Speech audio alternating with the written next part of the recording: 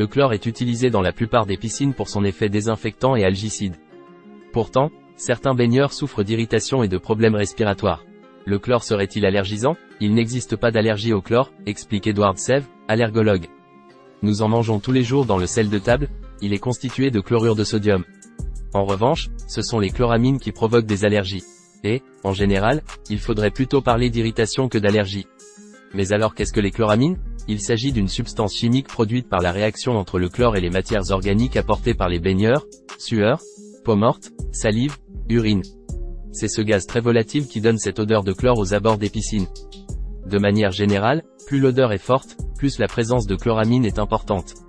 La quantité de ce gaz doit être régulièrement contrôlée afin de ne pas dépasser 0,3 mg par mètre cube, valeur recommandée par l'ANSE, Agence nationale de sécurité sanitaire de l'alimentation, de l'environnement et du travail. Quels sont les symptômes d'une allergie au chlore? Pour l'allergologue, la chloramine est plus irritante qu'allergène.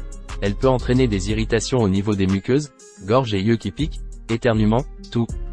Plus rarement, elle risque de provoquer des difficultés respiratoires. Dans certains cas, ces irritations peuvent même déclencher de l'asthme. Les nageurs qui souffrent d'une irritation permanente seront plus sensibles aux autres allergies, pollen, acariens. La chloramine est un facteur de risque d'allergie plutôt qu'un allergène, précise Edward Sève. Les enfants exposés très jeunes à la chloramine sont plus susceptibles de développer des allergies et des pathologies comme l'asthme. Y a-t-il un risque d'allergie plus important lorsqu'on boit la tasse? Pour l'allergologue, boire un peu d'eau chlorée par accident n'augmente pas le risque allergique. Le chlore, quant à lui, peut assécher la peau, mais un bon rinçage permet de limiter les risques. Quels sont les traitements contre l'allergie au chlore? À la sortie de la piscine, lavez-vous bien avec du savon et rincez notamment les muqueuses, nez, bouche, pour éviter que les produits ne restent trop longtemps en contact avec votre corps. L'allergologue recommande de prendre des antihistaminiques ou des sprays nasaux à base de corticoïdes dans le cas d'une rhinite.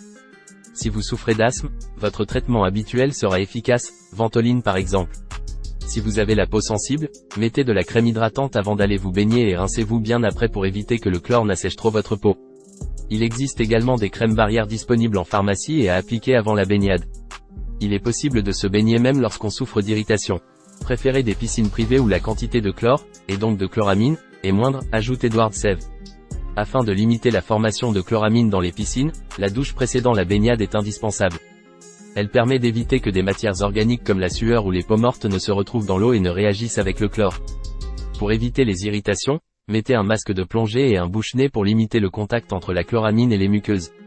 Rincez-vous bien le nez, la bouche après la baignade pour enlever les produits. Il existe aujourd'hui des piscines sans chlore qui utilisent des produits comme du brome, du PHMB, polyhexaméthylène biguanide, du sel ou encore des plantes filtrantes. N'hésitez pas à vous renseigner auprès des piscines municipales. Y a-t-il un risque plus important pour les femmes enceintes et les enfants? Il n'y a pas de risque majoré d'allergie chez les femmes enceintes ou les enfants, mais il est vrai que les enfants ont souvent des peaux plus sensibles, rappelle Edward Sève. Qui consulter en cas d'allergie au chlore? En cas de doute, vous pouvez consulter votre médecin traitant qui vous orientera vers un spécialiste, allergologue ou dermatologue. Au besoin, l'allergologue pourra vous faire passer un test allergique.